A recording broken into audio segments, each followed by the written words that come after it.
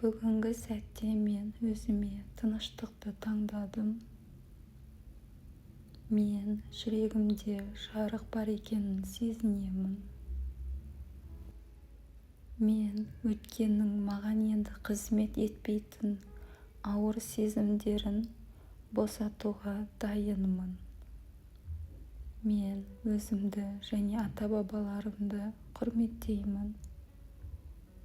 Олардың өмір жолын қабылдаймын. Бірақ әр адамның өз таңдауы мен өз жауапкершілігі бар екенін түсінемін. Мен өз өмірімді сүйіспеншілікпен, саналы түрде жаңа үмітпен құрамын.